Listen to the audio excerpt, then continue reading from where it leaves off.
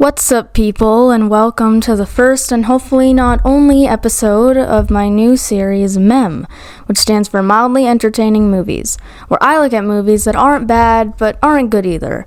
This episode's movie will be a pretty interesting one called The Tutor from 2023, which is a horror, action, suspense, drama, thriller, psychological fiction, and mystery all at the same time. The movie follows this tutor named Ethan, played by Garrett Henland, who gets hired to tutor this kid Jackson, played by Noah Schnapp. I haven't watched this movie in over a year, and I thought this would be the perfect time to watch it again. However, it's been taken off of Netflix since I last watched it, which is what I watched it on, and it's now only on Amazon Prime.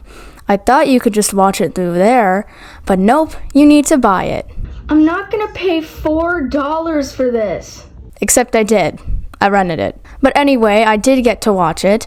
I had to record basically the whole thing on my phone because there's nothing on the internet.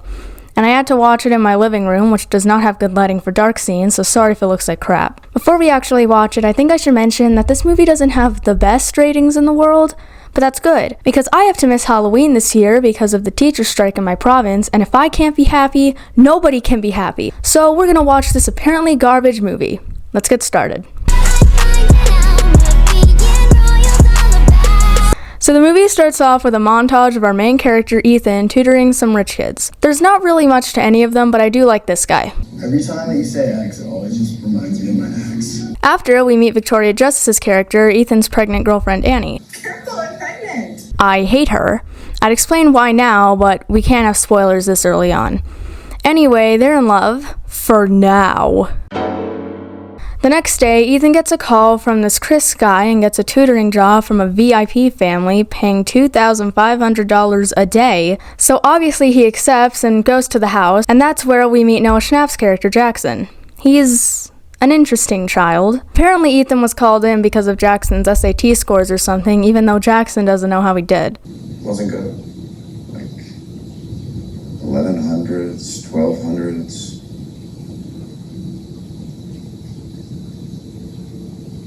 I don't know. Ethan gives him a practice test and walks around the property, finding this random guy who's apparently Jackson's cousin in a garage full of 50 motorcycles. How does one get, let alone afford that many motorcycles?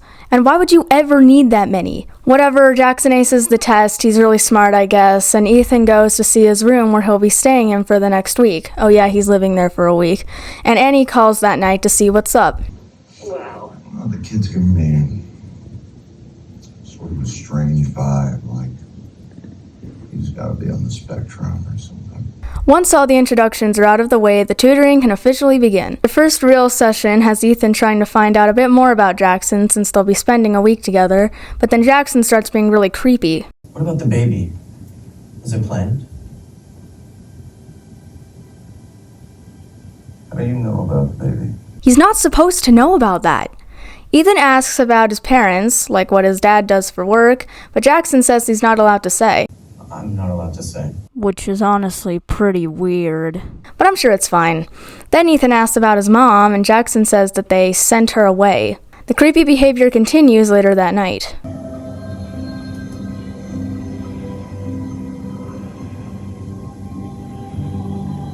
What the heck? I actually used to do that exact thing when I was 6, so I guess I'm not really one to judge. The next session, Jackson asks Ethan if he could take a picture of him, but not in a creepy way. Hey, will you take my picture? Not in a creepy way, but professional. And then after the picture is taken, this happens. The rest of our session has been canceled. No, it hasn't. Not yet. Well, we're just trying to figure out what's your price. Number. 5,000. No, your eyes do not deceive you. He just pulled $5,000 out of his pocket. Do people just have $5,000 on them in real life at any given time? I doubt anyone watching this has $5,000 just at the ready, but does that happen? Going twice? 5,000. That's enough to buy one car's VHS tape on eBay. Hey, I'd take it. Anyway, Ethan accepts it. Damn. Hey. Sold.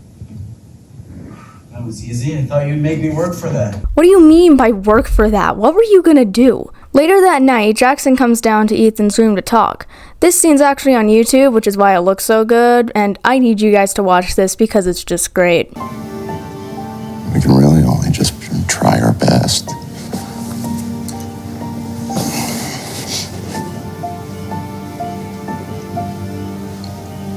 I'm sure your dad loves you, Jackson. He probably just has a really strange way of showing it.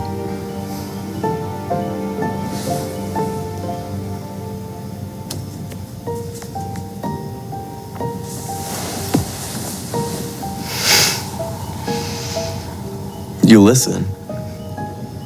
You must be a really special person.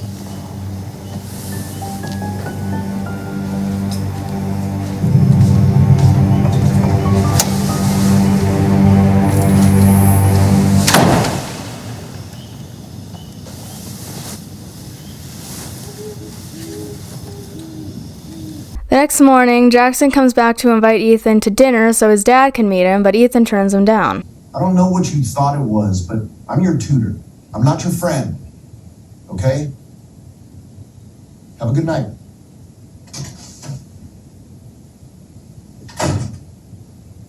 That night, Ethan tries to go and find Jackson, but instead finds a laptop in his room with a virtual stalker wall of him and his girlfriend because Jackson is a creepy stalker. Now, a normal person would cut off all contact with this kid and get themselves and their partner out of town as soon as possible, but of course Ethan doesn't do that because if he did, there'd be no movie. And we can't have no movie. Instead, he confronts Jackson about it at their next session, and Jackson's already not doing so well. I do think that you formed a slightly unhealthy attachment to me.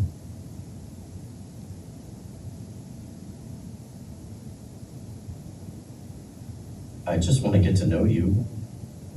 What's wrong with that? The way you're doing it, literally everything. So then Jackson flips out and leaves, Ethan follows him and ends up meeting Jackson's dad. He's an emotional kid. Yeah, I can tell. After that, Jackson's dad lets Ethan know that he wants him to continue tutoring Jackson for the entire summer because he could use the company. And he's sure as heck not going to give it to him himself.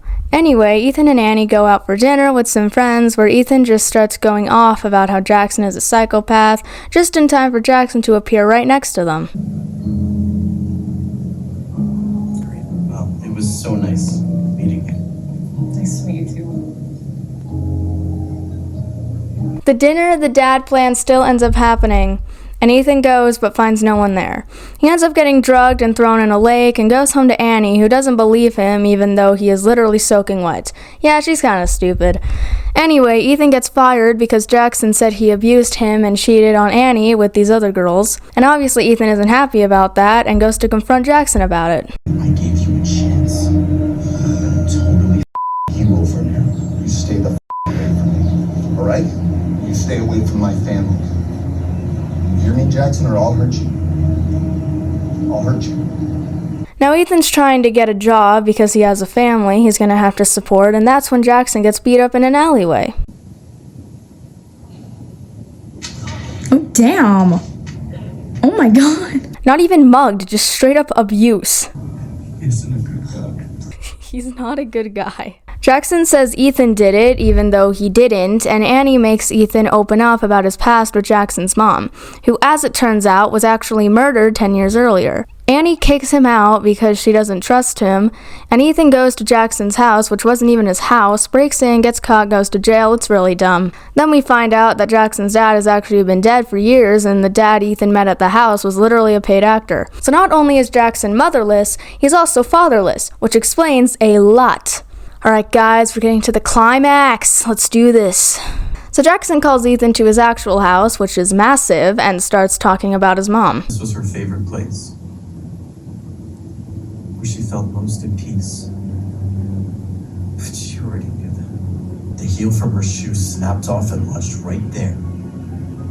Her head was slammed against the deck with such force that it cracked the wood.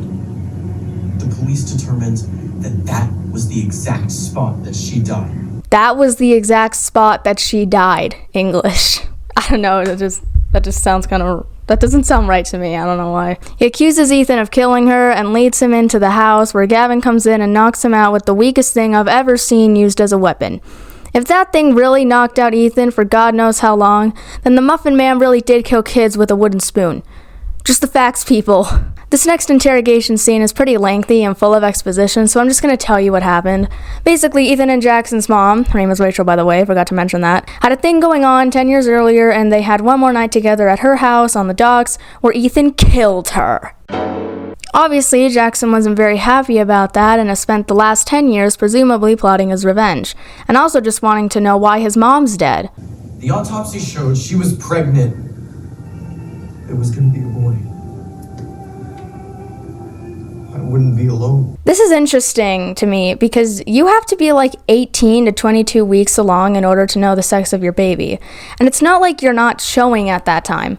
In fact, I think it might be kind of obvious at that point. So it's unlikely that literally no one knew that she was pregnant. You're telling me that this lady not only made love while pregnant, but was drinking alcohol too? Did she also do that when she was pregnant with Jackson? No wonder he's so messed up. He has fetal alcohol spectrum disorder.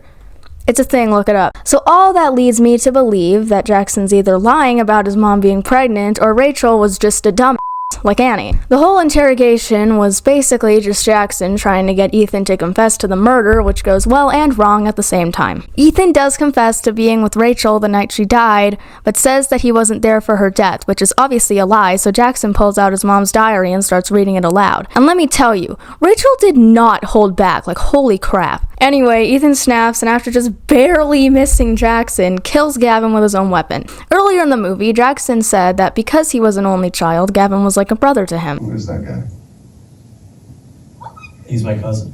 I'm an only child, so he's like a brother to me. Well, clearly that's not true, because when Ethan jumps on him, Jackson just leaves him for dead. Like, he just runs. He doesn't even try to help. But every man for himself, I guess. Ethan chases Jackson to this boat garage and finds him despite his master hiding skills, and that's when Ethan admits that he actually did kill Rachel. There you are. My God, I can't believe I didn't see you before. You look just like her. I watched her take her last breath. Now I'm gonna watch you take yours. Ethan then starts to kill Jackson, but that's when Annie shows up to save the day because she was tracking him on his phone because we needed a reason for her to be there. Jackson takes the opportunity while Annie's keeping Ethan busy to get out of his hiding place and shoot him. So yeah, Ethan dies.